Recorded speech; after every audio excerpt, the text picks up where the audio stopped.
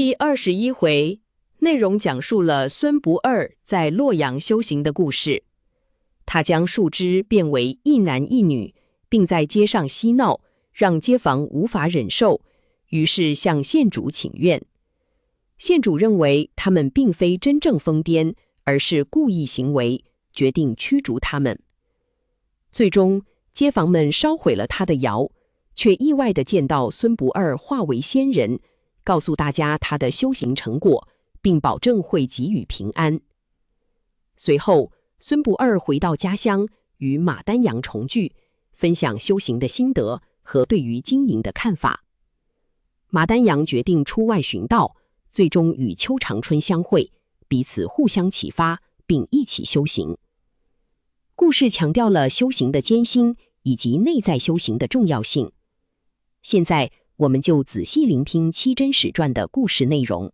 修交六贼日相攻，色色行行总是空。悟得本来无一物，灵台只在此心中。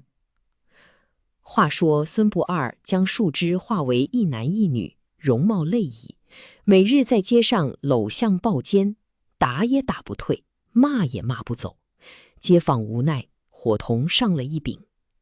合城铺户人等其秉市政风化，以诉街坊事。情因数年前远方来一疯癫妇人，栖身城外破窑中，我等念其疾苦，不忍驱逐，常给予饮食，活其性命。金丰府同一男子，每日搂肩抱相，嬉笑玩耍，屡次驱逐不去，实属不成事体。洛阳乃通都大邑，南北冲要，何堪当此仇惠，贻笑外方？福望怜悯做主，兼此妖男妖妇。那洛阳县的县主见了这张禀帖，审思半晌，提笔判曰：所谓疯癫者，迷失本性也，以为不晓人事，故凡事免救。今据此禀，是本性未迷，而故作疯癫也。男女同游，原干礼法，搂肩抱相，大伤风化。白昼尚敢如此，夜来不言可知。街坊非作乐之所，破窑起宣淫之地。既驱逐不去，必歼灭行踪。思其归巢穴，勿惜一车之心，举火而焚之，使绝其种类也。判毕，衙役传出，街坊得了这个判语，便各执柴薪一束，向破瓦窑而来。正走之间，见那疯男颠妇携着手儿进窑去。众街坊人等呐喊一声，将柴薪往窑中抛去。顷刻之间，把这瓦窑堆成柴山，点起火来，烈焰腾腾，火星乱飞。忽一股浓烟从窑孔内冒出，化为五色祥云，云中端坐3位仙人。当中坐着那人，正是在街上胡闹的疯婆子、癫女人。那疯婆子、癫女人在云端上，对众街坊人等说：我是一个修行人，家住山东，姓孙，名不二。借疯癫隐身在此修炼12载，今者大功成就，意欲借火飞升，故将树枝化为一男一女，牵引诸公到此。今城列位相送，当保何地安宁，将此一男一女送与诸君，以作实据。说罢，即将左右2人推落云端，滚将下来。众人慌忙用手接着，才如是两压树枝，居葛大小。再看那疯婆时，已入云汉，身见渺小，转眼之间，只见一点黑影如腰子一样直往上冲，见小如钱，如豆而没。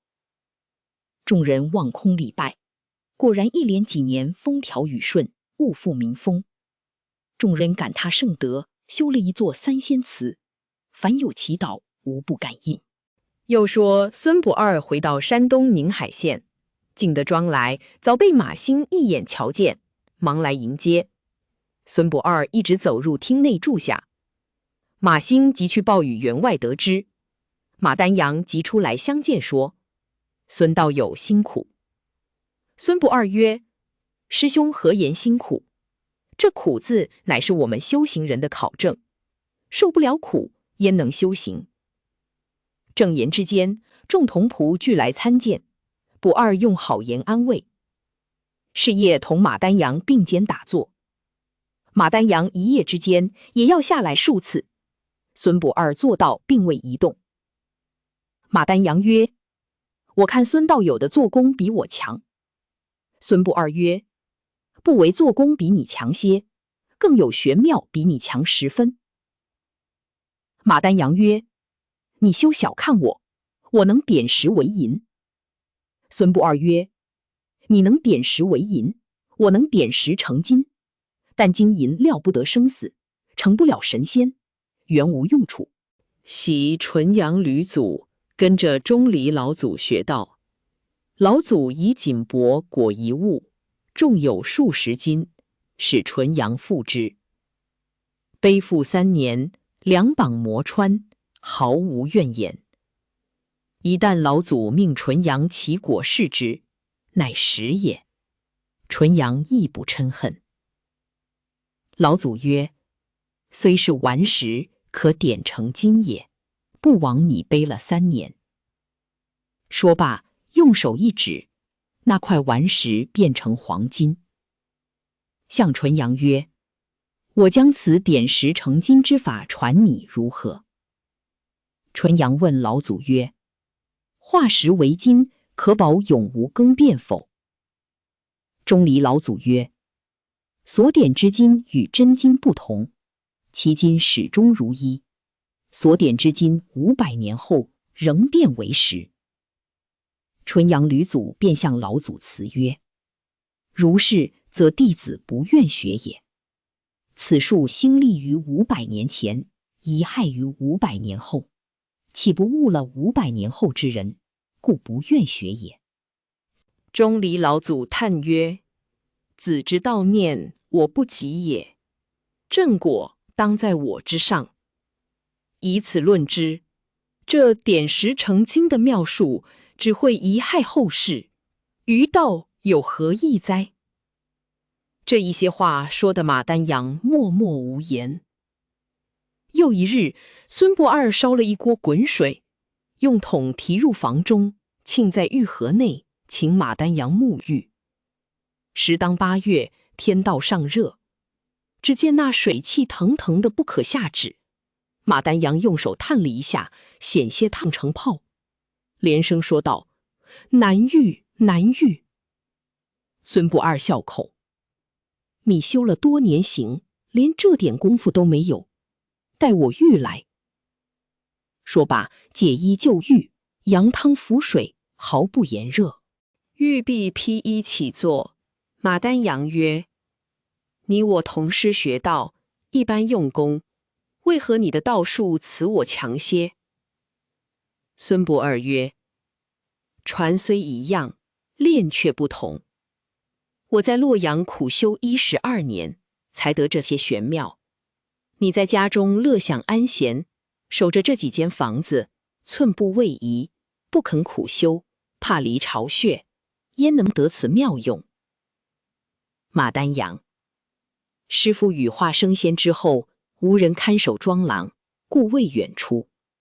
今得道友还家，可以付托，我也要出外访一访道。”是夜换了道庄，待天色为明，趁着众人在睡，乔弟出了庄门，无人知觉。孙不二见丹阳出外，此去必要成道，留此许多钱财何用？拿来修桥补路，周济贫寒，又过继马明之子，接其马玉宗之。诸事停妥，遁入泰山玉女峰，休养数年，于2月19飞升。又说马丹阳离却宁海县，不知往那里去才好。猛然想起师父坟墓在陕西，何不往陕西一游？主意打定，即往西来。一日到了长安，远望前村出来一位道友，好像邱长春一样，心中想到，管他是不是，等我冒叫一声。于是大叫一声：邱道友！那人听见，如飞一般跑到面前，果然是邱长春。当下彼此相会，见礼已毕，同坐路旁。马丹阳问他这几年走过那些地方，功夫练得如何？邱长春答以：师父坟台在此，不忍远离，练性之功未敢抛荒。马丹阳笑曰：师父是得了大道的，焉能得死？所谓死者，不过欲绝后人妄想成仙之意也，岂真死乎？练性者内功也，得行者外功也。先生常言内外兼修，方可谓之玄妙。如今自谓未敢抛荒，岂不谬乎？邱长春闻言恍然大悟，忙向丹阳谢曰：师兄之言，终身暗昧，今得一言开悟，实邱某之幸也。又将送灵书之时得见师父之面，对马丹阳叙说一遍。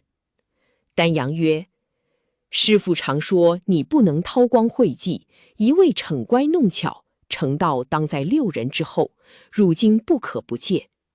若能公自思想，藏其智巧，敦其朴实，我当将师父传我之道尽传于你。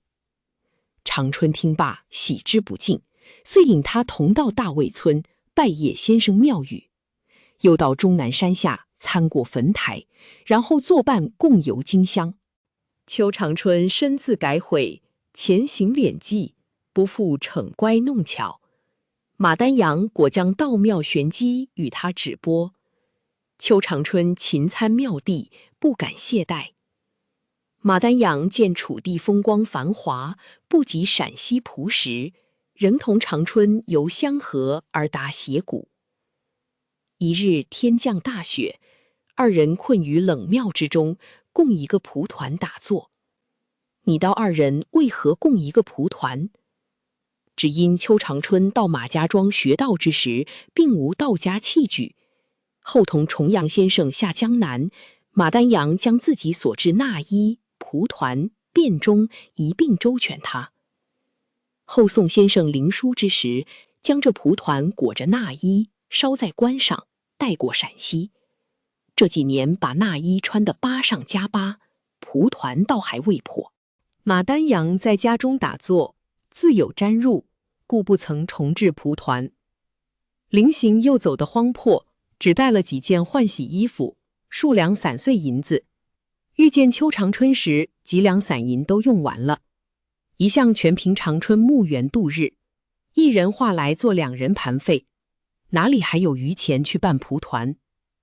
故此二人共这一个蒲团，背靠背打坐。